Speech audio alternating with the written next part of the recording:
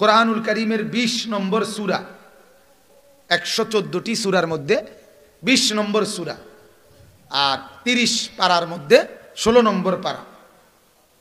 এই 30-16 নম্বর পারার 20 নম্বর সূরা, সূরায়ে তাহা সূরাটির নাম। কন্ত কি কইছি সবাই বলেন? যারা জীবনও কোরআন হাদিসের কথা শুনেনও না, পড়েনও না, বা কথা মুখ দিয়ে কওনো না, তারাও কইবেন। বলেন ইনশাআল্লাহ। প্রত্যেকে বলবেন, বলেন ইনশাআল্লাহ। ফায়দা হবে, উপকার হবে। আমি তো সাধারণ মানুষ, আমরা আর ইডি কইয়া কিরমু না, আমনে কইয়া অনেক লাভ হইব। সাধারণ থেকে অসাধারণ হয়ে যাবেন, বেদামি থেকে দামি হয়ে যাবেন ইনশাআল্লাহ। কোরআন মানুষকে দামি বানায়। ইন্নাল্লাহা ইয়ারফাউ বিহাদাল কিতাবি আকওয়ামান। আল্লাহর নবী বলছে, নিশ্চয়ই আল্লাহ তাআলা এই কোরআন দ্বারা বহু মানুষকে দামি বানাইছে। ওয়ায়াদাউ বিহি আখারিন, আবার বহু লোককে নিকৃষ্ট বানাইছে। আবু জেহেল আর আবু বকর, একজন দামি, একজন নিকৃষ্ট। মূল আচরণটা কি? কোরআনের সাথে একজন গ্রহণ করছে, একজন বর্জন করছে। ঠিক কি না বলেন? যিনি গ্রহণ করছে তিনি দামি, যিনি বর্জন করছে তিনি কি হয়ে গেছে? ঘৃণিত। আজ কোন কাফেরের নামও আবু জেহেল নাই। পৃথিবীর ইউরোপের কোন কাফের, তারাও তো আবু জেহেল নাম রাখে না, তারাও তো আবু লাহাব নাম রাখে না। তাহলে তারা রাখতে সমস্যা কি? আমি তো এটা প্রায়ই বলি, গোটা পৃথিবীর কোন কাফের বেঈমান একটা কুত্তার নামও রাখে না। ফেরাউন ইউরোপে কিন্তু কুকুরের নাম রাখে। বহির্বিশ্বে, উন্নত বিশ্বে কুত্তা ফালে ঘরের মধ্যে। ভদ্রলোকরা কুকুরের জন্য মা বাবারে, আপন মা আপন বাপকে সময় দেয় না। বৃদ্ধ আশ্রমে, সরকারি গুদাম ঘরের মতো ওইখানে দিয়ে আসে, ওইখানেই সরকারি আশ্রয়ে লালিত পালিত হয় বয়স হয়ে গেলে মা বাপ। কিন্তু কুত্তারে কমপক্ষে 2-2.5 ঘন্টা লাগাইয়া মহিলারা, পুরুষরা আপনার গোসল করায়, এবং স্প্রে, ফেস ওয়াশ, হ্যাঁ বডি, যা মানে কি বডি লোশন, পাউডার, সুনু, ফেয়ার অ্যান্ড লাভলি ডলে, আডা ময়দা হ যা পারে এগুলা ডলে। তাইলে এই কুকুরের নাম রাখে তারা, মানে কুকুরকে নাম ধরে ডাক দেয়, টম, জেরি, এরকম আপনার বিভিন্ন নাম আছে কুত্তার। তাহলে কুকুরের নামে যেহেতু তোমরা রাখো, একটা কুত্তার নাম রাখো না ফেরাউন। একটা কুকুরের নামও নাই, নমরুদ। কি পরিমাণ মালউন, অভিশপ্ত, কি পরিমাণ বদনসিব। আজ হাজার হাজার বছর ধরে ঘৃণিতই রয়েছে। কোরআনে আছে, ইবলিস আল্লাহকে বলছিল, ইবলিস শয়তান আল্লাহকে বলছিল, আল্লাহ তুমি তো আমাকে বিতাড়িত করে দিলা, আমি চলে যাচ্ছি, তবে আমি তোমার কাছে একটা অনুমতি চাই, আনজিরনি ইলা ইয়াউমি ইউবআসুন। আল্লাহ আমাকে কিয়ামত পর্যন্ত হায়াত দেন। আল্লাহ বলছে, ইন্নাকা মিনাল মুনজারিন, যা দিলাম, তুই দীর্ঘজীবী হও। তুমি কি হও? কথা বলেন না, দীর্ঘজীবী হও, কোনো অসুবিধা নেই। তুমি কিয়ামত পর্যন্ত হায়াত নাও, তবে এটা মনে রাখো, তুমি ইন্নাকা মিনাস সাগিরিন, কিয়ামত পর্যন্ত যদি হায়াত পাও, তবুও তুমি নিকৃষ্ট, ছোট, ঘৃণিত, এটাই থাকবা। তুমি আর বাইজিদ বুস্তামি হইতে না, তুমি ঘৃণিতই থাকবা। নাউজুবিল্লাহ। এজন্য দুনিয়া তামামটা ভোগ করলেও, সবটা দুনিয়া, ইবলিস পৃথিবীর কোন কোন জায়গায় যাইতে পারে না, কথা কোন না? হ্যাঁ, পৃথিবীর সব 800 কোটি মানুষ আমরা চিনি না, হেতে চিনে। কি ডাকাইতের ডাকাত কেউ তে চিনে না, তে 800 কোটি মানুষের চিনে। তারার বাপেরও চেনে, তারার দাদারেও চেনেতে, তারার 14 গোষ্ঠীতে চেনে সে। হ্যাঁ, 14 গোষ্ঠী, বড় আব্বা লইয়েই তো 14 গোষ্ঠীকে চিনে সে, ইবলিস। তাইলে তার জানাশোনা কত বেশি, পৃথিবীর কোথায় কি আছে সব সে জানে, মাটির তলে, উপরে, সব কিছু জানার পরেও, এত দীর্ঘ হায়াত পাওয়ার পরেও তারে আজও পৃথিবীবাসী শয়তান, শয়তানি বলে। কাফের বেঈমানরাও তাকে এই পর্যন্ত কোনো পদক দেয় নাই, এই পর্যন্ত কোনো সম্মাননা, এরকম কোনো পুরস্কার উনি এখনো পায় নাই, আগামী তো পাবে না, জুতার ফিডা ছাড়া, জারুর ফিডা ছাড়া তার কপালে আর কিছু। জারুর ফিডাও না, জারুর ফিডা তো নরমাল ফিডা, এর থেকে নিকৃষ্ট। আল্লাহ বলছে লামান তাবিআকা মিনহুম লাআমলাআন্না জাহান্নামা মিনকুম আজমাইন। আল্লাহ বলছে ইবলিস মনে রাখিস, কিয়ামত পর্যন্ত যত লোক তোকে অনুসরণ করবে, আমি আল্লাহ বলে দিলাম তোকে এবং তোর অনুসারীদেরকে একত্রে আমি আল্লাহ জাহান্নাম পূর্ণ করব। তোর অনুসারীদেরকে নিয়ে তখন তুই জাহান্নামে থাকবি। ঈমানওয়ালারা নবীজির সাথে থাকবে, আর বেঈমান সব তুই জাহান্নামী, তুই নাফরমানের সাথে একসাথে থাকবে। বলেন নাউজুবিল্লাহ। অতএব বাবা মুসলমান ভাই, এই যারা বসছেন কলিজার ফিকির নিয়ে বসেন, দিলের মধ্যে একটু অনুভূতি নিয়ে বসেন। আপনি আমার এই বসার নেসবতেই বোঝা যায় আমরা মুসলমান, ঠিক কি না বলেন? এজন্যই তো বসছি, ঠিক কি না বলেন? অতএব মুসলমান হিসাবে আমার শুরু থেকে শেষ পর্যন্ত পরিচয়ের হালাত কি, আমার জিন্দিগিটা কেমন, আমি আসলে মুসলমান হিসাবে কি, আমার করণীয় কি, আমরা করছিটা কি, এটা জানা উচিত, আমাদের দেখা দরকার। আল্লাহ আমাদেরকে বুঝার তৌফিক দেন। তো যাই হোক, সূরাটার নাম কি বলেন? তাহা। তাহা এই সূরা 20 নম্বর সূরা। এই সূরার একটা বিশেষ বৈশিষ্ট্য হইল, এই সূরাটা এই মাত্র একটু আগে যার নাম বললাম সাইয়্যিদুনা ওমর রাদিয়াল্লাহু তাআলা আনহু, মানে হযরত ওমর ইবনে খাত্তাব রাদিয়াল্লাহু তাআলা আনহু, আল্লাহর নবী সাল্লাল্লাহু আলাইহি ওয়াসাল্লামের দ্বিতীয় খলিফা যিনি, এবং সাহাবীদের মধ্যে শ্রেষ্ঠ সাহাবীদের মধ্যে দ্বিতীয় জন, ঠিক না? 1 নম্বর জন কে বলেন? আবু বকর। আপনার বাড়ির তো আবু বকর বলেন কেন? হযরত আবু বকর সিদ্দিক রাদিয়াল্লাহু তাআলা আনহু, কমপক্ষে আবু বকর রাদিয়াল্লাহু তাআলা, সাহাবায়ে কেরামের নামের আজমত অনেক বেশি, অনেক বেশি।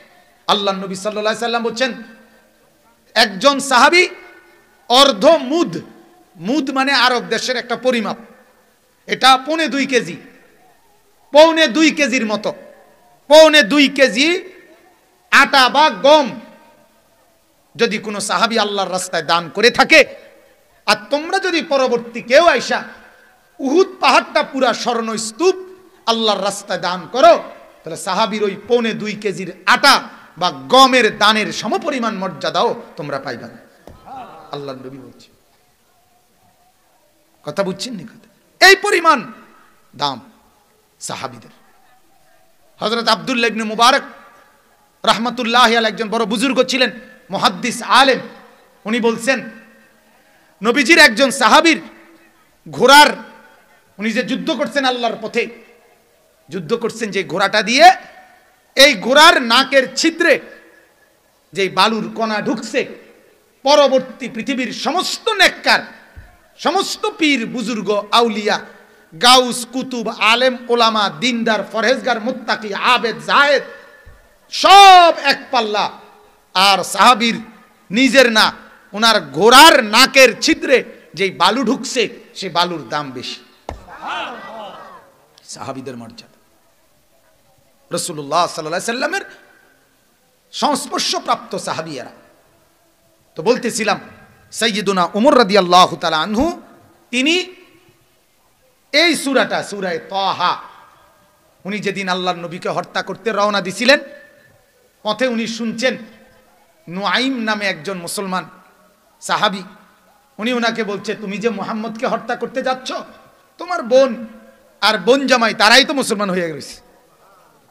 তখন ওমর বলছে, আরে কি কও, ঘর ঠিক করে আগে তাহলে ঘরে ফিরতে লই, আর পরে যাওয়াই বলবো, বাড়ি ঠিক না করে আর বাইরে যাবো কিতাম। তো যিনি যেই আসছে, আল্লাহর নবী সাল্লাল্লাহু আলাইহি সাল্লামের কালেমা পড়ে মুসলমান হয়ে গেছে ওনারা, ওমরের বোন আর বোন জামাই। তো এই ওনাদেরকে যখন অনেক নির্যাতন করছে, মারছে, এই ওনার বোনের নাম ছিল ফাতেমা, বোন জামাইয়ের নাম হলো সাঈদ ইবনে জায়েদ। বেহেশতের সুসংবাদ প্রাপ্ত আশারায়ে মুবাশশারা, এই 10 জন সাহাবী আছে যাদেরকে আল্লাহর নবী একত্রে বেহেশতের সুসংবাদ দিছিলেন। এর মধ্যে হযরতে ওমরের এই বোন জামাই একজন, এই যিনি শুরুতে যাকে ইসলাম গ্রহণ করার কারণে ওমর খুব মারছিল। তো হযরতে ওমর রাদিয়াল্লাহু তাআলা এই বোন আর বোন জামাইকে চূড়ান্তভাবে যখন মারতেছিল, তখন মারতে মারতে ওনার বোনের কপাল থেকে যখন রক্ত ঝরে পড়ছে, কিতাবে আছে তখন ওনার বোন এই সময় গিয়া রক্ত হাতে নিয়া হযরত ওমরকে বলছে, ফাতেমা ওনার বোনের নাম, যে ওমর, এই রক্ত সেই রক্ত যে মা তোকে জন্ম দিছে, সেই মা আমাকেও জন্ম দিছে, তো এক রক্ত আমরা দুই ভাই বোনের, তুই কেমনে এক মায়ের সন্তান হইয়া আমার রক্ত ঝরাইতে পারলি? কিতাবে আছে। এইটা বলাতে ওমর মাথা নোয়ায় ফেলছে, অর্থাৎ আর বাকি আঘাত কি করে নাই, করে না। অর্থাৎ তুই কি করলি? আমি কি তোর এক মায়ের বোন না? আমি কি তোর রক্তের বোন না? তুই কেমনে রক্ত ঝরাইলি? হযরত ওমর রাদিয়াল্লাহু তাআলা আনহু তখন থেমে গেছে, মানে রাগ হজম করে ফেলেছে। তখন উনি বলছেন, আমি যখন ঘরের দুয়ারে আসছি তখন শুনতেছিলাম তোরা দুইজন কি যেন পড়তেছিলি, হেডি কি পড়ছ কহ শোনা। এই তখন বোন দেখেন, ইসলামের দাওয়াত এটাকেই বলে। রক্তাক্ত অবস্থাতেও ইসলামের দাওয়াতের নিয়ম হলো নিজের জান দিয়ে হলেও একজন মানুষ যদি কালেমাওয়ালা হয় সেটা কামনা করা। দুনিয়া থেকে তো চলে যাবই আমি, কিন্তু যাওয়ার টাইমও যেন আমার আচরণ দ্বারা একজন মানুষ কালেমাওয়ালা হয়। আমরা কিতাবে পড়ছি, হায়াতুস সাহাবা কিতাবে, নবীজির এক সাহাবী এক সর্দারের কাছে ইসলামের দাওয়াত পেশ করছে, হারাম ইবনে মিলহান রাদিয়াল্লাহু তাআলা আনহু। তখন ওই সর্দারের ভাতিজা সাথে সাথে তরবারি বের করে, অনেক লোক তাদের কওমের কাফের, তাদের সামনে একটা কোপ দিয়া ওনার গর্দান মধ্যে কোপ দিছে এই সাহাবীর। ওই সাহাবীর সাথে সাথে শহীদ অবস্থা, মানে শহীদ হয়ে যাচ্ছে, মরে যাবে এক্ষুনি, প্রাণ চলে যাচ্ছে। এই কায়ত হইয়া পড়তে পড়তে উনি একটা কথা বলছে শুধু, ফুস্তু ওয়া রব্বিল কাবা, কাবার রবের কসম আমি কামিয়াব হয়ে গেলাম। ফুস্তু ফুস্তু, আমি সফল হয়ে গেলাম। অর্থাৎ তুই মনে করিস না আমি ব্যর্থ, মরে গেছি দেখা, না, আমার এই মৃত্যু শাহাদাত। আমার বেঁচে থাকা যেমন দামি ছিল, আমার এই জান দেওয়াও এখন আমার জান্নাত। সুবহানাল্লাহ। আর জান্নাত পাওয়া মানে তো আমি কামিয়াব। কামিয়াব কিনা বলেন না? আল্লাহ কোরআনে বলছে, ফামান যুহজিহা আনিন নার ওয়া উদখিলাল জান্নাহ ফাকাদ ফাজা। আল্লাহ বলে, যাকে জাহান্নাম থেকে মুক্তি দেওয়া হলো আর জান্নাতে প্রবেশ করানো হলো, ফাকাদ ফাজা, সে কামিয়াব হয়ে গেল, সফল হয়ে গেল।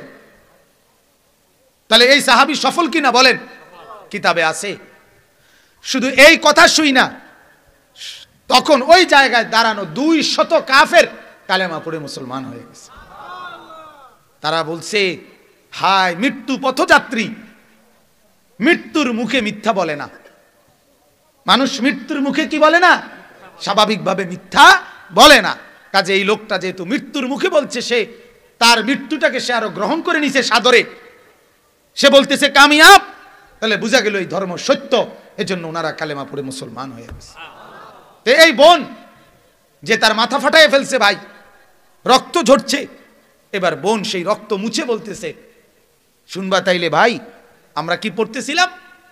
তাইলে তুমি পবিত্র হইতে হবে। পবিত্র করাইয়া নিছে, পাক করাইয়া নিছে উনাকে, হযরত ওমরকে পবিত্র করাইয়া এরপরে এই একটা সূরা থেকে তেলাওয়াত করে শুনাইছে।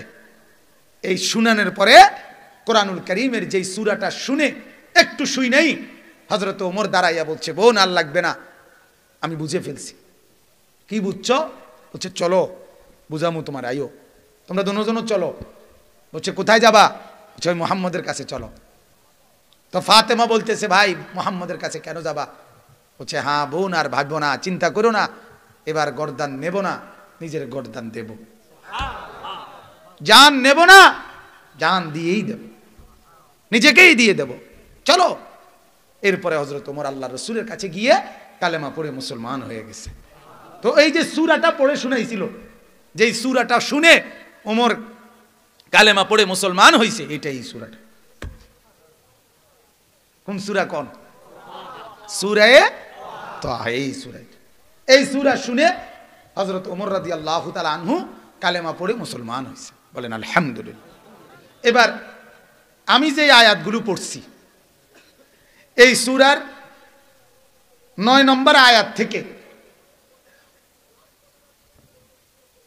16 নম্বর আয়াত পর্যন্ত, 9, 10, 11, 12, 13, 14, 15, 16, 18, 8টা আয়াত। এই 8টি আয়াত আমি তেলাওয়াত করছি। এবারে অল্প কথায় এই 8 আয়াতের তর্জমা শুনাইতে চাই, আল্লাহ তৌফিক দান করেন। মূলত এই 8টা আয়াত হযরত মূসা আলাইহিস সালামের ঘটনা। কার ঘটনা? একজন নবী ছিলেন, আল্লাহ পাকের উলুল আজম, মানে আল্লাহ তাআলার নবী এবং রাসূলের সংখ্যা 1.25 লাখ, 1,24,000 অথবা 2,24,000, অথবা তার চাইতে বেশি হইতে পারে, তার চাইতে কমও হইতে পারে। প্রথম জন আদম, আখিরি জন মুহাম্মদুর রাসূলুল্লাহ সাল্লাল্লাহু আলাইহি ওয়াসাল্লাম। এর মাঝখান দিয়ে এবারে 24,000 হোক, 25,000 হোক, আর কম হোক, বেশ হোক, এটা আমাদের কোনো সমস্যা নাই। প্রকৃত একেবারে গুন্না সংখ্যা কোনো কিতাবের মধ্যে এরকম নাম লিস্টি সহ নাই, যার কারণে পূর্ববর্তী ঐতিহাসিকগণ বর্ণনা করছেন। তবে এটাই বিশ্বাস আমাদের, আদম শুরু, নবী পাক সাল্লাল্লাহু আলাইহি সাল্লাম শেষ নবী, এর মাঝখানে যত নবী সকলকে আমরা নিশ্চিন্তে মানি। ঠিক কি না বলেন? আমাদের নবীর পরে নতুন কোন দাবিদারকে আর মানি না। ঠিক কি না বলেন? নতুন করে কেউ যদি কয় আমি নাবি নবী, তোর কলে ফিসে দিয়ে ফিডি, তুই নবী হওয়ার দরকার নাই। আমাদের নোয়াখালীর একজন বড় বুজুর্গ আলেম ছিলেন আল্লামা হযরত মাওলানা মুস্তাফা আল হুসাইনি রাহমাতুল্লাহি আলাইহি, মারা গেছেন এবার কিছুদিন আগে। অনেক বড় আল্লাহওয়ালা আলেম ছিলেন, বয়ান করতেন। একবার বয়ানে বলছিলেন যে বাসের মধ্যে 2টা সিট, তো এক সিটে একজন বসছে আর এই সিটেও একজন বইছিল, মাওলানা হারুন এখানে বসছিল। তো এখন সিট নিয়ে হে বাইরে, বাসের থেকে বাস ছাড়বে হয়তো আরো 2-4 মিনিট, সে একটু নিচে গেছে। তো যাওয়ার সময় তার ব্যাগটা এখানে রাইখা, হ্যাঁ, আপনার বলে গেছে আমারে যে ভাই একটু খেয়াল রাখেন, মানে আমার সিট আর কি, এটা কথা বুঝছেন না? এখন যেই আসে এনে বইতে বুঝলা, সে কয় কি কয় লোক আছে, সে কি কয় কই লোক আছে ব্যাগে না, কথা বলেন না? অথবা হে কি কয়, কথা কোন বুঝছেন নি কথাটা, মানে সেটা কয় না, অথবা রাখছে কি ব্যাগ, কয় কি কি আছে লোক আছে। আমাদের নবী সাল্লাল্লাহু আলাইহি ওয়াসাল্লাম ইন্তেকালের পূর্ব মুহূর্তে উম্মতের কাছে বলে গেছে, তারাকতু ফীকুম আমরাইন লান তাদিল্লু মা তামাসসাকতুম বিহিমা কিতাবাল্লাহ ওয়া সুন্নতি। আমার উম্মত, আমি চলে যাচ্ছি আমার মাওলার কাছে, তবে আমার জায়গা, আমার সিটে আমি খালি রেখে যাচ্ছি না, আমি 2টা জিনিস রেখে যাচ্ছি। যতদিন এই 2টা জিনিস ধরে রাখবা তোমরা পথভ্রষ্ট হবা না। একটার নাম কোরআন, আরেকটার নাম আমার সুন্নাত। এই 2টা আমার সিটে রেখে গেলাম, এবার আমি যাচ্ছি। এখন তোমাদের দায়িত্ব, কিয়ামত পর্যন্তই এই নবুয়তের সিটে কেউ নতুন করে আইয়া বইতে চাইলেই কোরআন সুন্নাত এখানে আছেই, তুমি কইবা লোক আছে, তুমি কইবা কি আছে, আমরার নবী আছে, আমনের মতো বাদাইমা আইনের দরকার নাই, যাবে না কথা। তুই মাড়ির তলে গিয়ে নবী দাবি করবে, সারেনতে বেটা তুই কই থেকে আইছো, কোথাকার কাদিয়ানি, তুই আসছো গোলাম আহমদ কাদিয়ানি, তুই আইছো নবী দাবি করতে, যাবে না? হ্যাঁ, বুঝেন নাই কথা? আমরা কি আছে, আমরা নবী আছে, আমরা নবী কি কোরআনের পৃষ্ঠায় পৃষ্ঠায় আমাদের নবীর সাক্ষ্য এখানে আছে, আছে কিনা বলেন?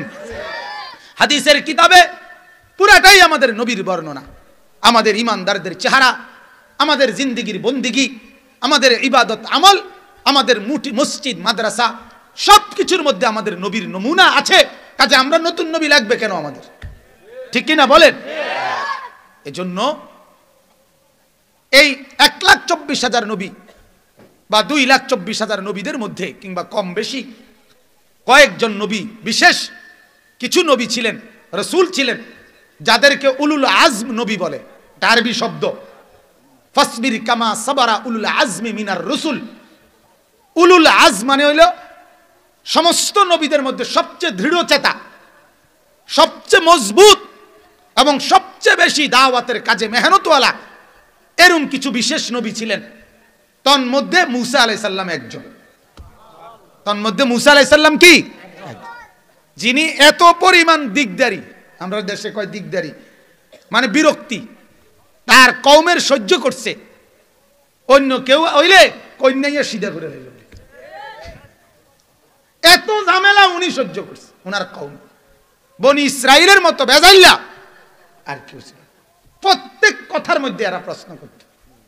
একটা গাভী জবাই করতে বলছে এগরে, কথা বুঝছেন, যার কাছে যেই গাভীটা আছে তুই এটা জবাই না করবি, এইটার প্রশ্ন করতে করতে করতে এটা বয়স কি হইব, এটা কালার কি হইব, এটা কি খেতে চরিন না না বাইত বান্ধুন না, কথা বুঝছেন, মানে এটা কি আলসইন না না এমনি এমনি বান্ধিয়ে তুইছে, এটা দিয়ে কি নিজে দুধ খাওয়াই না না বাজারে দুধ বেচুন না, বহু কিসিমের কথা কইতে কইতে কইতে শেষ পর্যন্ত একটা জিগায় তো একটা বিধান আসে, একটা জিগায় তো একটা হুকুম আসে আল্লাহর পক্ষ থেকে। এরকম করতে করতে শেষ পর্যন্ত তার আর পুরা এলাকায় আর এরম গাবি আর একটাও খুঁজা পাই।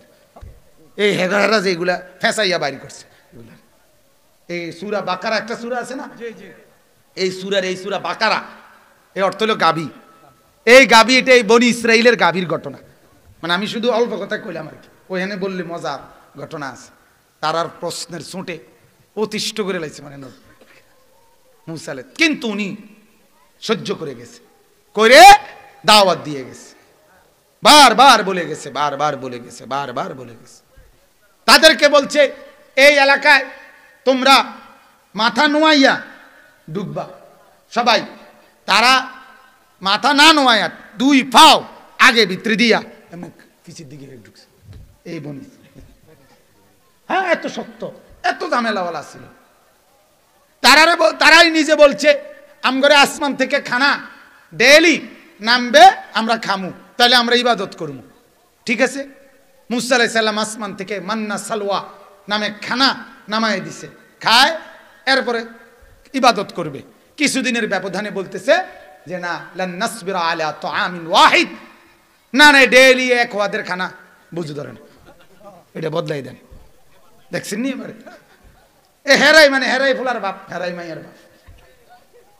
আমার এক ওস্তাদ ছিলেন, একবার ওই আমাদের এক ছাত্র ভাই রোমের মধ্যে দুষ্টামি করছি আমরা সবাই মাদ্রাসার জীবনে, তো হেঁটে গিয়ে বিচার দিয়ে আইছে। তো বিচার দিয়ে আসার পরে হুজুরের নিচের থেকে ব্যাত নিয়ে যখন রোমে আইছে, আইয়া জিজ্ঞাসা করছে আর যে কি হয়েছে ঘটনা হে কয় না হুজুর কিচ্ছু হয়েছে না, মানে মানে ওই আমরা মিল করে লাইছি আর কি নিজেরা নিজের। হুজুর আইবার আগে আগে সমাধান। তখন এই হুজুরে বলছিল তুই তো ফোলার বাপ, তুই তো মাইয়ার বাপ, বিচারও দিলি তুই, মানে আমি আইএসআর সিয়ার কস আর বিচার নাই। তো এই বনি ইসরাইল প্রত্যেক কথায় কথায়, প্রতিটা কথায় তারা প্রশ্ন করত। কিন্তু হযরতে মুসা আলাইহিস সালাম উলুল আজম ছিলেন, একেবারে দৃঢ়চেতা মজবুত ছিলেন, যার কারণে উনি ওনার দায়িত্ব পূর্ণ আদায় করেই আল্লাহর কাছে চলে গেছেন। সুবহানাল্লাহ। আল্লাহর পাক মুসা নবীর ঘটনা বিস্তারিতভাবে কোরআনের এই এক সূরা না, বহু সূরাতে আল্লাহ তাআলা মুসা আলাইহিস সালামের ঘটনা উল্লেখ করেছেন। এই কথাটা শুধু বোঝানোর জন্য, নবী আপনার উম্মত আপনাকে বহুমুখী কষ্ট দিবে, পেরেশানি দিবে, অস্থিরতা করবে, আপনিও উলুল আজম দৃঢ়চেতা নবীদের শ্রেষ্ঠ আপনি, কাজেই আপনিও তার চাইতে বেশি মজবুত থাকবেন। সুবহানাল্লাহ। এখান থেকে এটা শিক্ষা, এখান থেকে এটা বুঝ, আল্লাহর কথা যারা বলে, মসজিদের ইমাম, ওলামায়ে কেরাম এবং মুসল্লিদের মধ্যেও তাদের সবর সবচেয়ে বড় পুঁজি। আমাদের সবচেয়ে বড় খামখেয়ালি বাজান, অনেক ফ্যামিলিতে 2-4-5 বার, 2-4-10 বার সন্তানকে, পরিবারের সদস্যদেরকে নামাজ রোজা ভালো হওয়ার কথা বলে এরপরে হাত পাও ছেড়ে দেয়, সিদ্ধান্ত দিয়া লাই হইতো না, হুজুর কইছি এই অজাতের দিয়ার কোনো লক্ষণ নাই, একবারে অসিব্য ফিরে গেছে আমার ফোলাগা, এই নিজে নিজেই ফায়সালা দিয়া, নিজে নিজে আর হইতো না হুজুর, আর মাদ্রাসাত পড়তো না, আর সে ভালো হইতো না। আশ্চর্য কথা, 950 বছর বলার পরেও নূহ আলাইহিস সালাম এই কথা বলে নাই যে আল্লাহ আমি আর পারতেছি না, বরং উনি কেবল বলছেই বলছে, বলছেই বলছে, বলছেই বলছে। যেদিন আল্লাহ বলছে 950 বছর, দোস্ত খামখেয়ালি কথা না, একদিন দুই দিন না, 950 বছর আমরা বাপ দাদা 14 গোষ্ঠীর হায়াত মিলাইলেও তো 950 বছর হইতো না। কথা বলেন না? 60 করে মিলান না, 70 করে মিলান না, কয়জনের বংশ মিলাইবে? তাইলে 950 বছর বলার পরও আফসোস করে নাই, অস্থিরতা দেখায় নাই, বলতেই থাকছে। আর আপনি 950 বার তো কইছেন না, কথা বলেন না? 950 বার বলছেন। তাইলে এই জন্য আমি ওনার কাছে, আপনার কাছে আমার অনুরোধ, আল্লাহর ঘর মসজিদ দিয়ে চেষ্টা করতে হবে, নিজে আগে দোয়া করতে হবে আল্লাহর কাছে যে আল্লাহ তোমার ঘর দিয়েছি, এবার তুমি তোমার বান্দাদেরকে মসজিদের দিকে ঝুঁকায় দাও। এই দিলের মধ্যে যদি এই চাহাত, আগ্রহ, এই প্রেরণা, এই দোয়া আল্লাহর কাছে করতে থাকে, রব্বুল আলামিন ইমানদারের দিল আল্লাহ ঝুঁকায় দেবে ইনশাআল্লাহ। বলেন ইনশাআল্লাহ। তাইলে আমি বলতেছি এই কথা যে আল্লাহ পাক নবী সাল্লাল্লাহু আলাইহি সাল্লামকেও এই কথা শিক্ষা দিয়েছেন। এই জন্য কোরআনে মুসা আলাইহিস সালামের ঘটনা খুব বিস্তারিত উল্লেখ করছে আল্লাহ কয়েকবার, বিভিন্ন খান দিয়ে, এখানেও একবার বলছে। এখানে আল্লাহ তাআলা কি বলছেন, আমি মূলত একটা কথা বলার জন্য মূলত এই ঘটনাটা পড়ছি আর কি। আমি অর্থগুলো বলবো শুধু আপনাদেরকে বোঝানোর জন্য, মানে এই 8টি আয়াতের বক্তব্যটা বোঝানোর জন্য একটা ছোট্ট কথা আগে বলি, তাহলে আপনারা অর্থ বুঝতে খুব সুবিধা হবে। হযরতে মুসা আলাইহিস সালাম আল্লাহ পাকের একজন নবী, ঠিক কি না বলেন? এবং উঁচা দরজার নবী, উলুল আজম নবী, যারা খুব দৃঢ়, মানে ওনার কওমের 100 রকমের পেরেশানিতেও যারা কি হাল ছাড়ে নাই। কথা বুঝছেন কিনা? বলতেই থাকছে, মেহনত করতেই থাকছে। তো মুসা আলাইহিস সালাম সর্বপ্রথম যখন প্রাপ্তবয়স্ক হয়েছে, সংক্ষেপ একদম অল্প কথায় বলি, তখন আপনারাও অনেকে শুনছেন, বাজারের মধ্যে মুসা আলাইহিস সালামের বংশের নাম ছিল বনি ইসরাইল, আর ফেরাউনের বংশের নাম ছিল কিবতি। কিবতি বংশ, কিবতি, এই দুই বংশের দুই লোক ঝগড়া লাগছে। কিবতি লোকটা ফেরাউনের অন্যায়ভাবে মুসা আলাইহিস সালামের কওমের লোকটাকে অন্যায়ভাবে মারতেছিল, মারাত্মক। মুসা নবী বাধা দিছেন, লোকটা শুনে নাই, মুসা আলাইহিস সালাম একটা থাপ্পড় দিছেন হেইতে রে, ফাকাদা আলাইহি, দিছে থাপ্পড়, হয়তো সরে যাওয়ার লাগিয়া। থাপ্পড় তো এর আগেও কত মানুষে দিছে, এর পরেও দিতে আছে, কিন্তু এই থাপ্পড়, এটা এইসা থাপ্পড়, এক থাপ্পড়ে সে মারাই গেছে, হেইতে নাই কি থাপ্পড়টা দিছে। কথা বুঝছে? আমি প্রায় বলি, আমার মাঝে মাঝে কথা মনে হয়, এশার নামাজ, ফজরের নামাজ, এই নামাজগুলো না পড়ে পড়ে যারা বছরের পর বছর ঘুমায়, দিনের পর দিন ঘুমায় থাকে, ছেলেরা, যুবকেরা, মারা, পুরুষেরা, বাবারা, মুসলমান, যদি আল্লাহ তাআলা একজন ফেরেশতাকে একটাবারের জন্য বলতেন, ফেরেশতা এই নাফরমানকে শুধু একটা চটকনা দিয়ায়, তাইলে তার 14 গোষ্ঠীর জীবনে আর কোনোদিন সে নামাজ ছাড়ত না। কিন্তু মালিক বড় দয়াবান, মালিক বড় দয়াবান। 10 ঘন্টা লাগাতার ঘুমাবার পরেও আল্লাহ দেখতেছে আমার নাফরমান বান্দা ফজরের নামাজ পড়ে নাই। 7:30 বাজে চোখ মেলতে চাইছে, 8টার সময় সকাল চোখ মেলতে চাইতেছে, আল্লাহ তো দেখতেই আছে আমার নাফরমান আমার ফজরের সেজদা করে নাই। তবুও মালিক কি পরিমাণ দয়াবান, এত বড় নাফরমানির পরেও আল্লাহ চোখটা মেলে দেয়।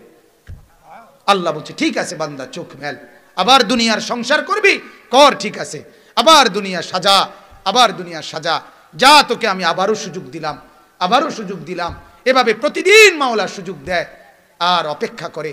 হাদিসের মধ্যে আছে, প্রত্যেকটা নাফরমান যখন আল্লাহর নাফরমানি করে, বিশ্বাস করেন বাপ, এই জমিন খোদার কসম আল্লাহর কাছে অনুমতি চায়, আল্লাহ এই বেঈমানকে নিয়া আমি শুধুমাত্র একটা উল্টানি দেই, আপনার কাছে অনুমতি চাচ্ছি, আল্লাহ ওয়াইজারুম বিসনাত এই পাশ ও পাশ করে আমিও আমার জমিনের তলদেশটা একটু নিচের দিকে উঠাই, আর উপরটা নিচের দিকে নেই, মাটি এত আমার নিচের মাটি উপরে তুলি, উপরের মাটি নিচে তুলি, আমি শুধু একটা গড় দেবো, আল্লাহ অরে নিয়া আপনি আমার একটু ইজাজত দেন।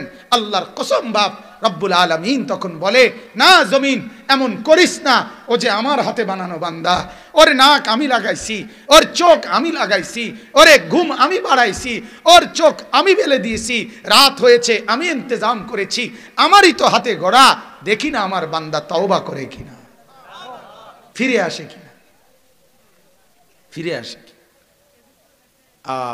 ওয়া আনিবু ইলা রাব্বিকুম, আল্লাহ বলে তোমরা তোমাদের রবের কাছে ফিরে আসো বান্দা, আমি অপেক্ষায় আছি বান্দা, যেদিনের সুযোগ পাও আইসো, আসলে আমি মাফ করে দেব। এক নাফরমান সন্তান তার মা আর বাপ থেকে যদি আলাদা হয়ে যায়, 2 বছর 4 বছর পরে চোখের পানি ছেড়ে মা আর বাবার সামনে আইসা যদি মাফ চায়, হাদিসের বক্তব্য দ্বারা বোঝা যায় ওই মা আর বাপ সন্তানের চোখের পানি দেখেও মাফ করতে যদ্দূর দেরি না করবে, খোদার কসম রব্বুল আলামিন তার নাফরমান বান্দার চোখের পানি দেখলে মা আর বাবারও কোটি দিন আগে, কোটি সময় আগে আল্লাহ মাফ করে দিবে। এমন যিনি তিনি আল্লাহ, এমন যিনি তিনি রহমান, এমন যিনি তিনি রহিম। অতএব আমার ভাইরা, এটা আপনারা বোঝা উচিত, আমরা এটা বোঝা উচিত। আমাদের জিন্দেগি এভাবেই রাত, এভাবেই দিন পার হয়ে যায়। যুবকরা, তোমরা একটাবার নিজেদের বিবেককে বলিও দোস্ত, নিজেদেরকে একবার প্রশ্ন করো, কিভাবে এভাবে লম্বা গত 6 মাস, গত 9 মাস, বছরের পর বছর একদিনও ফজরের নামাজের সেজদা দাও না? তুমি মুসলমান না? তুমি কি আল্লাহকে চেনো না?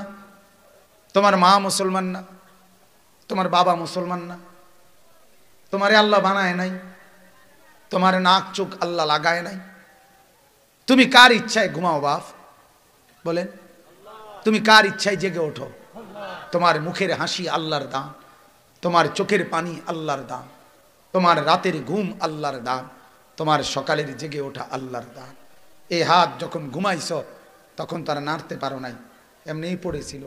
আবার চোখ মেলার সাথে সাথে পুরা বডির স্প্রিং আবার সচল করে দিছে আল্লাহ। আল্লাহ যদি মাওলা সচল না করতেন দুনিয়ার কেউ পারত না। যদি আল্লাহ রাত ভোর না বানায় পৃথিবীর কেউ ভোর বানাতে পারবে না। আল্লাহ কোরআনে বলছে, যদি দিনকে আমি আল্লাহ অন্ধকার না বানাই কেউ আর রাত আনতে পারবে না। যদি অন্ধকারকে আমি আল্লাহ আলোকিত না বানাই তাইলে কেউ আর আলো আনতে পারবে না। মান ইলাহুন গায়রুল্লাহ ইয়াতিকুম বিদিয়াইন। কেমনে বললে বুঝবেন আপনারা? আসলে আমরা বুঝি না, আর বুঝি না বাপ, মাঝে মাঝে বুঝি না, মাঝে মাঝে মনে হয় শুধু নিজেই কাঁদি, নিজেই কাঁদি, এছাড়া আর কি করার আছে? চোখের পানি ছাড়া আর কি করার আছে? আপনারা এইখানেও যারা বসছেন, এই যত মাসন, মাশাআল্লাহ কি সুন্দর করে বসছেন। কেমন সুন্দর হবে যদি জান্নাতে এরকম একত্রে বসা যায়।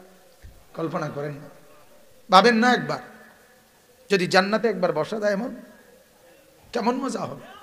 কিন্তু সেজদা বিহীন জান্নাতে কেমনে যাবে? বন্দিগি বিহীন এই কপাল যদি সেজদা না থাকে কিভাবে যাবে? আল্লাহকে নারাজ করে জান্নাতে কেমনে যাবেন বাবা? কেমনে? দুনিয়া দুনিয়া ভোগ করতেছেন, দুনিয়াই ভোগ করছেন। খুব বেশি কি ভোগ করছেন বলেন? এমন কোন দিন গেছে যেদিন পেরেশানি নাই? কথা বলেন না ভাইয়া, কোন দিন গেছে? এমন একটা দিন গেছে নি পেরেশানি নাই? পেরেশানি ছাড়া কোন দিনটা গেছে? সিএনজির একজন ড্রাইভার তাকায় থাকে তীর্থের কাকের মতো, কখন একজন কাস্টমার আসবে। তার কলিজার ভিতরে অস্থিরতা, একজন কাস্টমার। একজন দোকানদার তাকায় থাকে একজন কাস্টমারের দিকে। এই তো দুনিয়া, সারাক্ষণ পেরেশানি। কখন জমবে কয়টা টাকা, কখন জমবে কয়টা খাবার, এই না? রব্বুল আলামিন বলেন, আমি আল্লাহ তাআলা যদি শান্তি তুলে নেই, আমি যদি রিজিক তুলে নেই, আমি যদি দুনিয়া থেকে তোমাদেরকে দুর্ভিক্ষ দিয়ে দেই, আমি যদি অভাব দিয়ে দেই, আমি যদি দারিদ্রতা দিয়ে দেই, কে আছে তোমাদের এই অভাব আর দারিদ্রতা দূর করবে? কথা বলেন না। যে হসপিটালে মানুষ সুস্থ হয়, ওই হসপিটালে মানুষ মারা যায়, যে ডাক্তারের প্রেসক্রিপশনে মানুষ সুস্থ হয়, ওই ডাক্তারের প্রেসক্রিপশনে ওষুধ খায় মানুষ মারা যায়। ওষুধ খাইতে খাইতে মানুষ সুস্থ হয়, ওষুধ খাইতে খাইতে মানুষ মারাও তো যায়। বোঝা গেল ওষুধের হাতে তো কিছুই নাই, হসপিটালের হাতে তো কিছুই নাই, ডাক্তারের হাতে তো কিছুই নাই, যা তা একমাত্র কায়নাতের মালিক আল্লাহ তাআলার হাতে। তাকে কেন নারাজ করছেন? কেমনে বললে বুঝবেন? যদি বলেন হাত ধরে বলি, তা আসেন হাত ধরে বলি। যদি বলেন বুকে জড়াইয়া বলি, যুবক আসো বুকে জড়াইয়া ধরি, তোমাকে ধরেই কাঁদি। চলো, চেহারা সুরতের কি হালাত।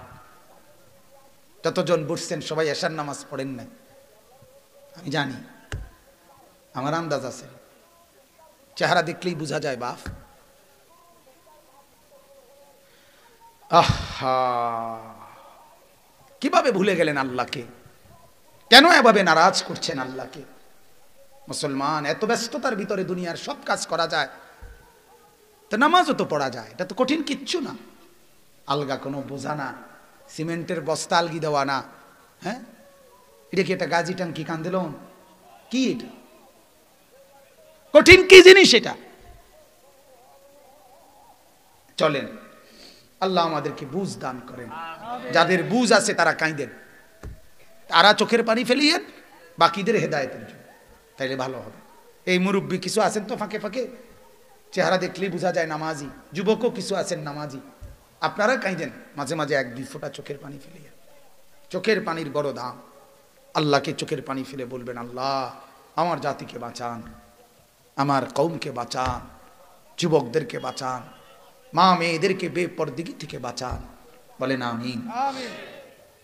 তো আল্লাহ তাআলা এই মূসা আলাইহিস সালাম ওই লোকটাকে যখন মেরে ফেললো চড়ের আঘাতে, তখন মূসা আলাইহিস সালাম মিশর ছেড়ে মাদায়েন পার্শ্ববর্তী একটা এলাকা, অনেক দূর, ওইখানে তিনি চলে গেলেন যাতে ফেরাউনের বাহিনী ধরতে না পারে। সেখানে যাওয়ার পর লম্বা ঘটনা, সেখানে যাওয়ার পরে উনি এই যে লম্বা পথ সফর করছে, এত ক্লান্ত হয়েছে ওই এলাকায় গিয়া, একেবারে আর জান চলে না, শরীর চলে না। ওইখানে গিয়ে তিনি একটা কূপ, যেখানে ওই এলাকার মানুষ তাদের উট বকরি এগুলারে পানি খাওয়াইতেছে, এই কূপের পাড়ে গিয়া পাশে গিয়া দাঁড়াইছে। দাঁড়াইয়া এবার অপেক্ষা করে জিরাইতে আছে, মানে বিশ্রাম করতেছে দাঁড়াইয়া দাঁড়াইয়া। আর পাও চলে না, ক্লান্তিতে আর জান চলে না। তখন দেখছে একটু দূরে 2টা বোন, 2 মেয়ে, তারা দাঁড়াইয়া রয়েছে একলা, তাদের বকরিগুলোকে রশি ধইরা তারা দাঁড়াইয়া আছে। মূসা আলাইহিস সালাম অনেকক্ষণ খেয়াল করছে, এই বোন, এই 2 মেয়ে তো আলাদা একলা, আর সব পুরুষরা উটের বকরির পানি খাওয়াইতেছে, এরা নিশ্চয়ই যাইতে পারতেছে না এগো কারণে। তখন উনি তাদের কাছে গিয়ে বললেন, কি অবস্থা তোমাদের? তো বলছে, আমাদের আব্বা বৃদ্ধ, এজন্য আমাদের আর ভাই নাই, আমরাই নিরুপায় হইয়া আসছি বকরির দুধ আরে পানি পান করাইতে, কিন্তু ওরা সব গিয়ে সারলে এরপরে আমরা একাকী পান করাবো। মূসা আলাইহিস সালাম একেবারে দুর্বল, লম্বা পথ সফর করে আসছে, এরপরেও নিজেই ওই লোকদেরকে সরাইয়া একাই, যেটা তাফসীরের মধ্যে আছে, তারা 30-40 জন পাথরের যেই বালতি, মানে যেটা দিয়ে পানি উঠায় কূপের তল থেকে, আলগাইতে পারে না, মূসা নবীরা একাই পানি সহ আলগি দিয়া ওই অগর বকরি এগুলারে সব দিয়ে পানি খাওয়াই দিছে, দিয়া অগ হাতে দিয়া দিছে, দিয়া এইবার একবারে বল ফিরে গেছে, শেষ, মানে যে দূর আসিল শেষ, এবারে বৈশাই গেছে। তো কোরআনে আছে উনি বসে গিয়ে এবার আল্লাহকে হাত তুলে বলছে, রব্বি ইন্নী লিমা আনজালতা ইলাইয়া মিন খাইরিন ফাকির। আল্লাহ, এই মুহূর্তে তুমি যাই আমার কাছে পাঠাও রিজিক হিসাবে, আমি এটার প্রতি বড় মুখাপেক্ষী, অর্থাৎ আমি আর চলতে পারতেছি না, আমার আর জান বাঁচবে না। এই কথা কয়ে বসছে। বোনেরা গেছে, ওই 2 মেয়ে, তাদের বাবাও ছিলেন নবী, হযরত শুআয়ব আলাইহিস সালাম। শুআয়ব আলাইহিস সালামের কাছে গিয়ে বোনেরা 2 জন বলছে, আব্বা এইভাবে এক যুবক আমাদের বকরিকে পানি পান করায় দিছে, উনি এক বোনকে পাঠাইছে, যাও তাকে নিয়ে আসো, তাকে উজরত পারিশ্রমিক দেব। এই খানার ব্যবস্থা হয়েছে। ওই বোন আইসা ডেকে নিয়ে গেছে, উনি সেখানে গেছেন, ওনাকে দেখে শুআয়ব আলাইহিস সালামের খুব পছন্দ হয়েছে এবং পুরা ঘটনা শুনছে কি হয়েছে। তখন শুআয়ব আলাইহিস সালাম তখন তাকে বললেন যে তুমি আমার বাড়িতে আমার বকরিগুলো চড়াইবা, এই কাজ করবা 8 বছর কিংবা 10 বছর, তোমার যেটা ইচ্ছা, 8 বছর কিংবা 10 বছর, যেটাই তোমার ভাল লাগে, যেই মেয়াদ তুমি বকরি চড়াইবা, বিনিময়ে আমি তোমাকে বকরির এক পাল, মানে অনেক বকরি, এটাও দেব, তোমার এলাকায় যাওয়ার সুযোগও তোমাকে দেব, আমার একটা কন্যাও তোমার কাছে বিয়ে দেব। হযরত মুসা আলাইহিস সালাম একটানা 10 বছর এই শুআইব আলাইহিস সালামের বকরি চড়াইছেন, এবং 10 বছর পরে ওনার স্ত্রী মানে শুআইব আলাইহিস সালামের মেয়ে, তাকে নিয়ে বকরির পাল নিয়ে রওনা দিছেন এই নিজের এলাকার দিকে, মিশরে আবার ফেরত আসতেছেন। এই আসার পথে ওনার স্ত্রী সন্তান সম্ভবা গর্ভবতী ছিল, প্রচণ্ড ঠান্ডা মৌসুম ছিল, এবং শত্রুর ভয়ে স্বাভাবিক রাস্তা দিয়ে উনি না এসে ঘুরা পথ দিয়া, অচেনা পথ দিয়া যাচ্ছিল।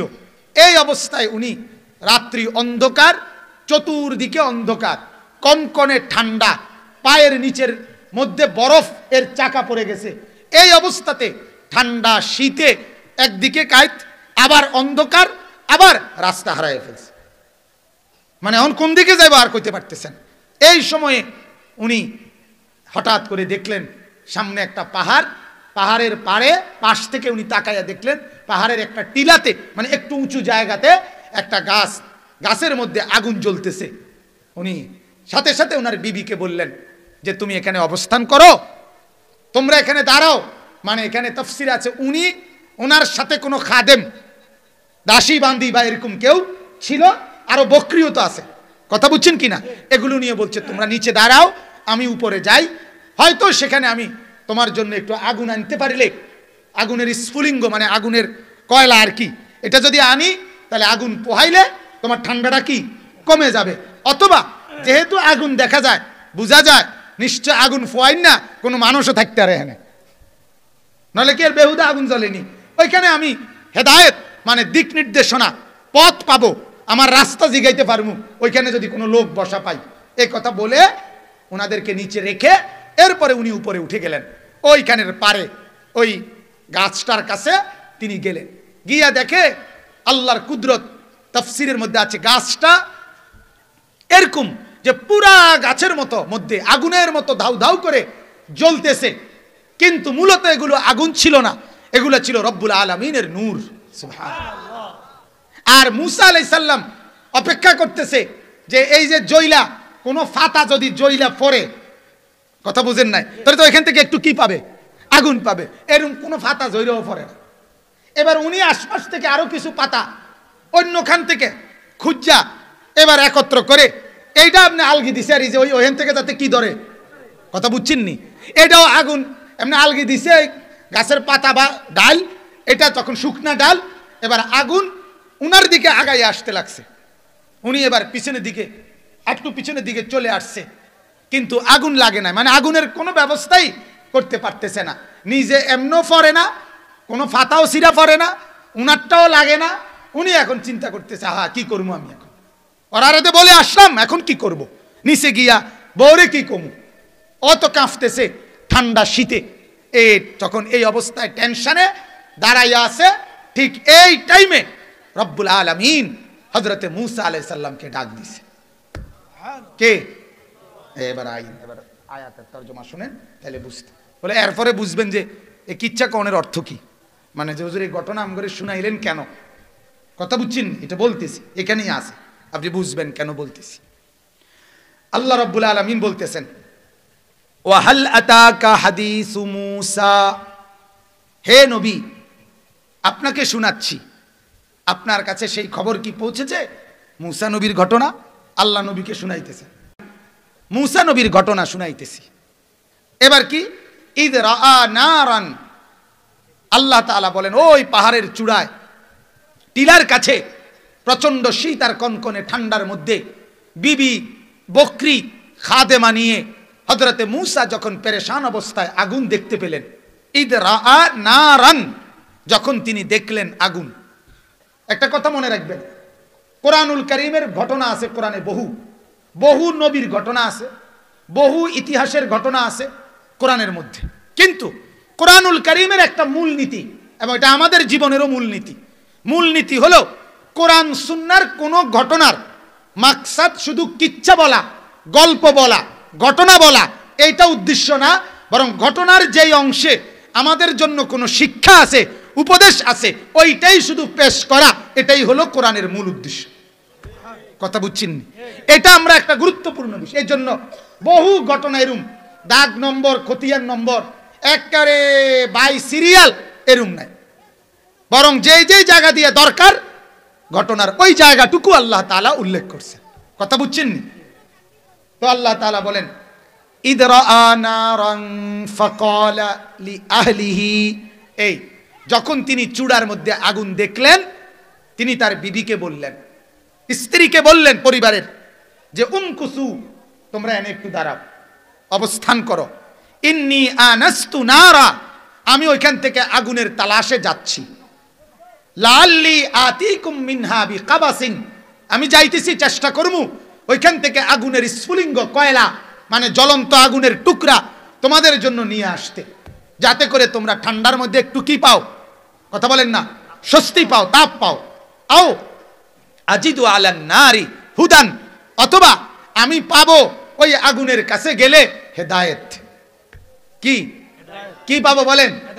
উনি একটা শব্দ ব্যবহার করছে, আও আজিদু আলান নারি হুদান, আমি সেখানে হেদায়েত পাবো, মানে এই দুনিয়ার রাস্তা পাওয়া, এটাও একটা হেদায়েত, এটাও একটা পথ, আবার আখিরাতের পথ, এটাও একটা পথ। কথা বুঝছেন?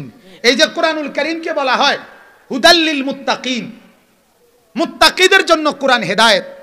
আল্লাহর কসম দোস্ত, এই কথাটা যদি শুধু বুঝেন, এই হেদায়েত মানে হইল শুধুমাত্র জান্নাত না, বরং আমার জীবনের একটা সুতা থেকে নিজের ঘর, পরিবার, বিবি, বাচ্চা, চাকরি, ব্যবসা, আয়, রোজগার, মাল, সম্পদ, কামাই, উপার্জন, যা করেন, বিশ্বাস করেন একেবারে প্রতিটা নিঃশ্বাসও যদি কেউ কোরআন সুন্নাহর দিক নির্দেশনা মতে পালন করে, একমাত্র ওই ব্যক্তির সবকিছু সুন্দর হয়, পরিকল্পিত হয়, এবং দুনিয়াও সুন্দর হয়, আখিরাতও সুন্দর হয়।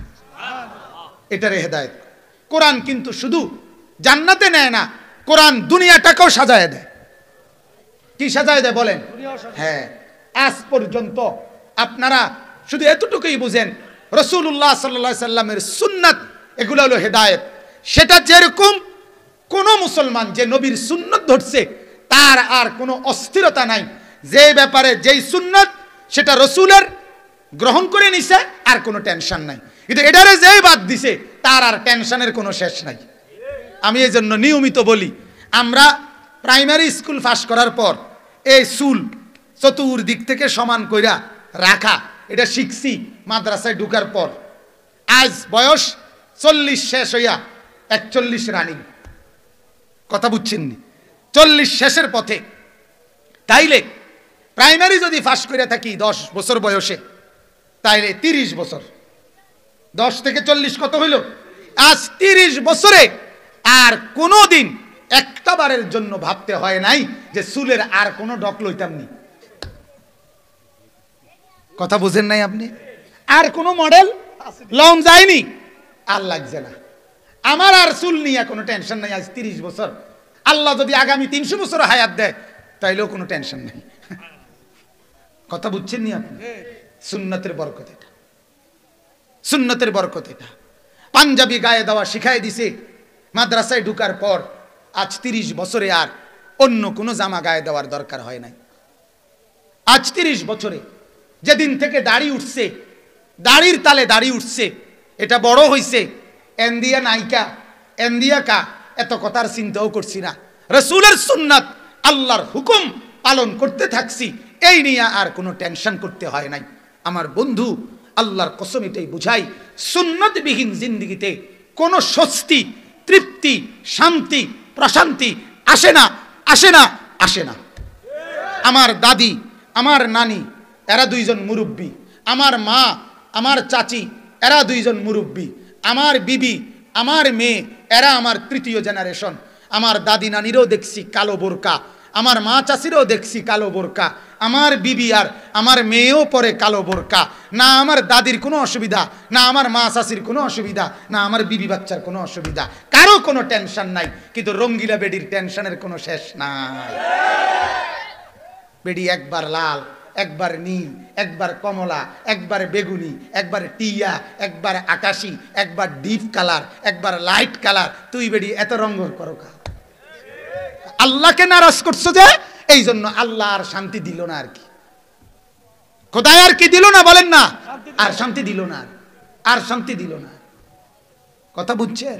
1 ঘন্টা লাগাইয়া পাউডার ডলবার পরেও বেডির এবড়িতে বেডির ভালো লাগে না। আরো পাউডার আরো লাগায়, আরো লাগায়। বেড়া ডাইক শিখতে আছে, বেড়া আগো সিএনজি সাইরেল জায়গা দিয়ে আছে। তো তে বেড়ারে দাঁড় করে রাখছি 20টা মিনিট ধরে। তারে কইছি লগ লগ যাইব বেডি রেডি। তুমি যে এই বেডি ভিতরতে কই রেডি হয়, তোর বাপেরে ক গিয়ে রেডি হইতে আছে। এবড়ি রেডি হয়, রেডি হয়। কথা বলেন না কেন? রেডি হয়, শুধু রেডি হয়। বদনা 1 জোড়া কিনবো, জুতো 1 জোড়া কিনবো এবড়ি এই কোম্পানিগঞ্জ থেকে। ইডার লাগিয়ে বড়ি রেডি হইতে আছে 1 ঘন্টা ধরে। কারে দেখাইতে রেডি হয়? কি দেখায়? কি তো পাউডার রেডি দেয়, আবার নিজে দুইয়ালায় কদ্দুর পরে। আল্লাহ আমাদেরকে মাফ করে দেন। যুবক তুমি বলো, তোমার মাথার চুল এই পর্যন্ত তুমি কয়টা ডকে কাটছো? তুমি কো, তুমি বলো। স্বস্তি তুমি পাইছো কিনা তুমি বলো। তোমরা যুবকরা বলো, তোমরা নিশ্চিন্তে তৃপ্তি তো পাইলা না, তুমি তো তৃপ্ত না, তাহলে মানুষে তোমার দেখে খুশি হবে কেমনে? তুমি নিজেই তো খুশি না, তোমার কাটিং এর উপরে তুমি তো খুশি না। তুমি তো মাসে 6 মাসে 9 মাসে 3 মাসে 1.5 মাসে তুমি তো ডিজাইন বদলাও, প্যান্ট বদলাও, শার্ট বদলাও, চুল বদলাও, কাটিং বদলাও। আল্লাহকে ছেড়ে দিছো তো, রাসূলের সুন্নতকে ছেড়ে দিছো তো, আল্লাহর কসম শান্তি আল্লাহ তুলে নিছে। শান্তি আর পাইলা না। আর কি আল্লাহর কাছে ফিরে না আসলে, রাসূলের কাছে ফিরে না আসলে মৃত্যু পর্যন্ত শান্তি জুটবে না। আপনারাই শহরে বন্দরের হাসি, এগুলো ফরমালিন।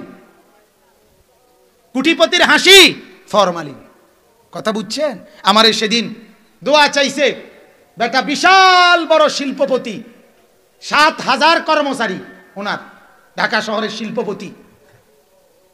27 জন না 29 জন কুকার মানে বাবুর্চি রান্দে। দোয়া চাইছে, অন্যরা কইতেছে 2-3 জনে, বিশাল শিল্পপতি। ওনার লগের একজন আমার আলগা কাছে নাই, হুজুর কানে কানে কইছে, হুজুর 900 কোটি টাকা ঋণ।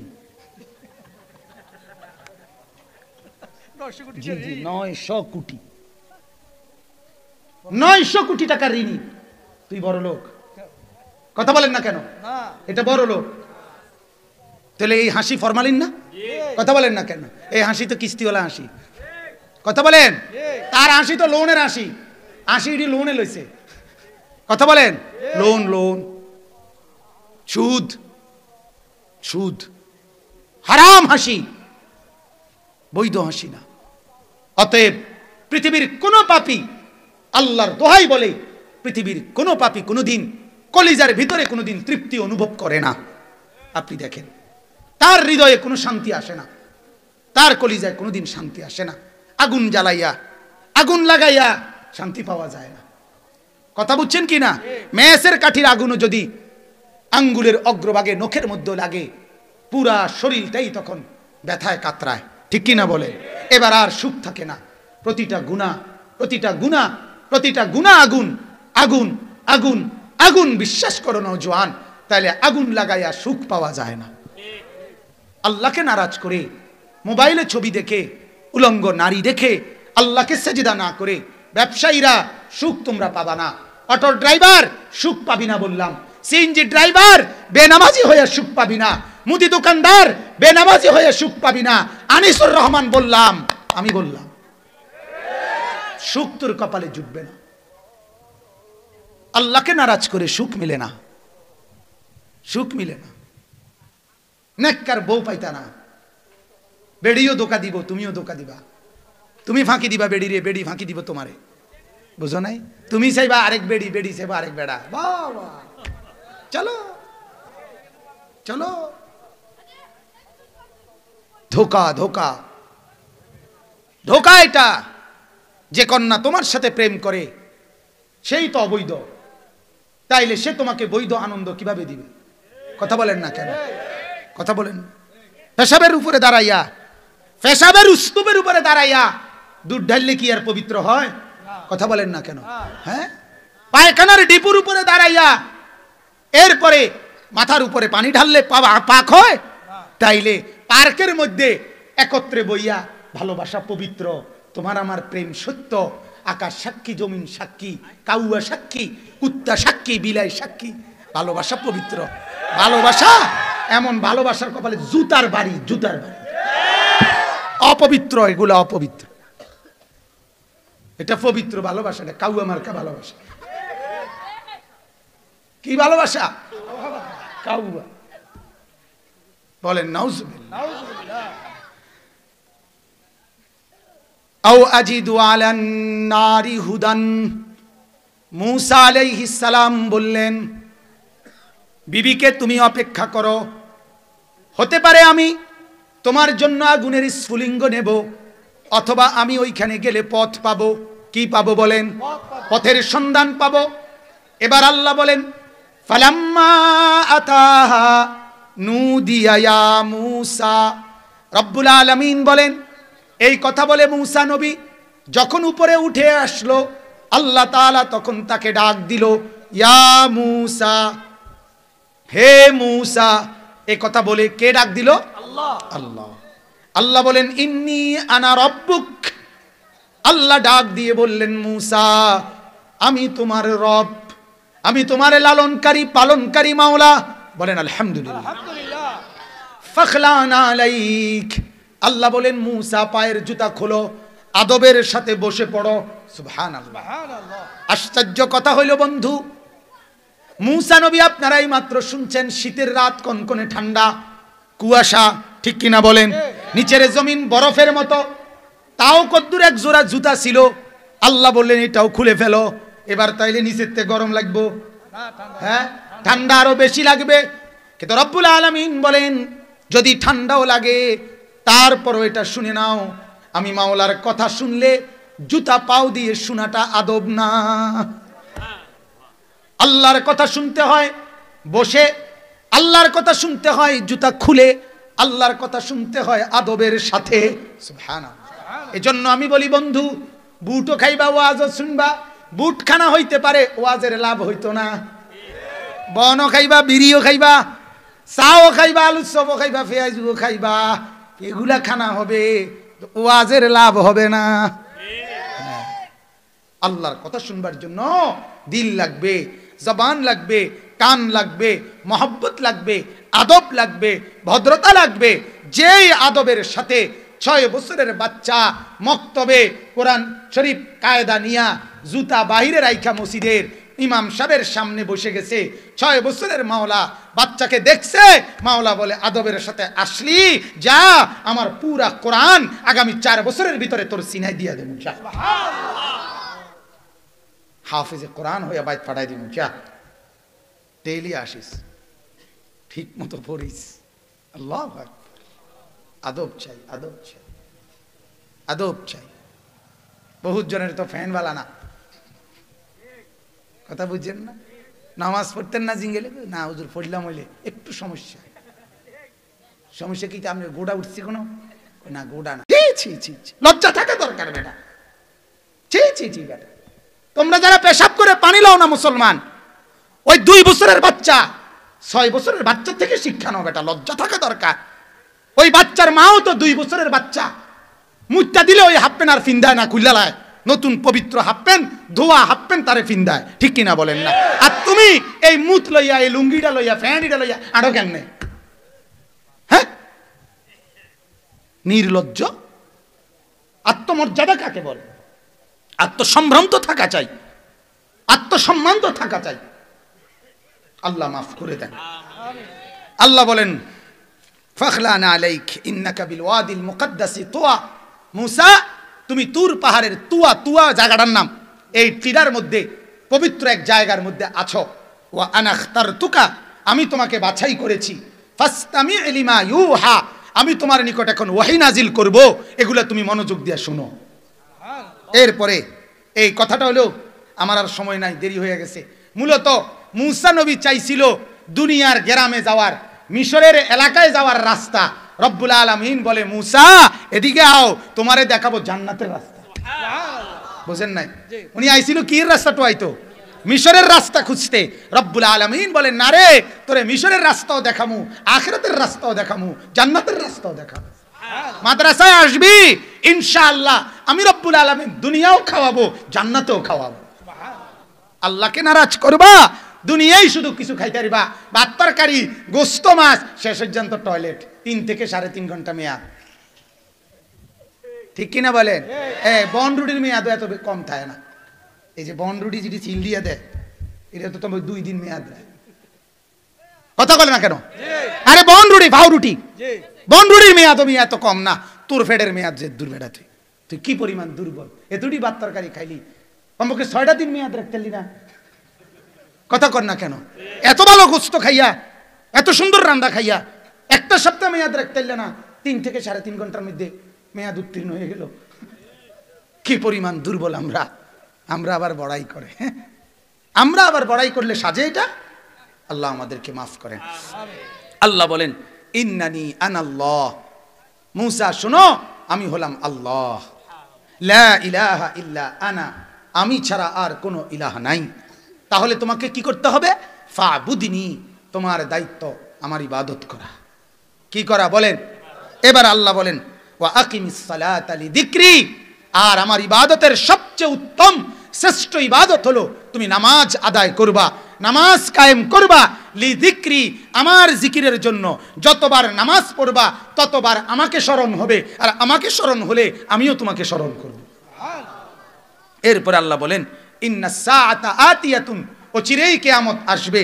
আকাদু উখফিহা, এখন আমি নাম ঠিকানা, সময়, তারিখ বলতেছি না, গোপন রাখছি।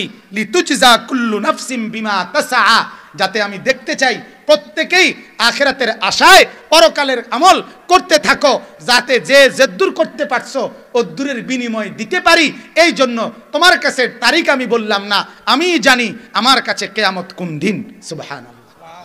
এরপরে শেষ আয়াত, ফালা ইয়াসুদ্দান্নাকা আনহা মান লা ইউমিনু বিহা ওয়াত্তাবা হাওয়াহু ফাতারদা। আল্লাহ বলে, মুসা সাবধান করে দিলাম, তুমি বলার পরেও যখন দেখবা কিছু লোক মানে না, কিছু লোক মনের মতো চলে, আমি তোমাকে বলে দিলাম, তুমি প্রচার করবা, দাওয়াত দিবা, কিন্তু কেউ যদি না মানে, কেউ যদি গুরুত্ব না দেয়, নিজের মন মতো চলে, চলুক, তুমি কিন্তু ওদের মতো চলো না। ঠিক আছে, যখন তোমরা আমার কথা শুনলা না, আমিও তুমগোর লগে মিশে গেলাম। আল্লাহ বলে, না, তুমি একা হলেও ঠিক থাকবা। ফাতারদা, যদি পাবলিকের মতো তুমিও মিশে যাও, তাহলে তুমি কিন্তু ধ্বংস হয়ে যাবে। কথা বুঝছেন? এই জন্য আমি আপনাদের কাছে কথাটাই বলতে চাচ্ছি, যারা নামাজি আছেন, 1 নম্বর কথা হলো আপনার নামাজ আপনি কোনো অবস্থাতে ছাড়বেন না, বলেন ইনশাআল্লাহ। 2 নম্বর কথা হলো যারা বেনামাজি আছেন, তারা কেন বেনামাজি হয়ে আছেন তারা একটু ভাববেন। আমার অনুরোধ, এটাই আমার কথা। কেন নামাজ পড়েন না? কি যুক্তি? আপনি মনটারে একটাবার বুঝাইয়েন, আপনার বিবেককে একটাবার আপনি প্রশ্ন করিয়েন, আপনি কেন নামাজ পড়েন না?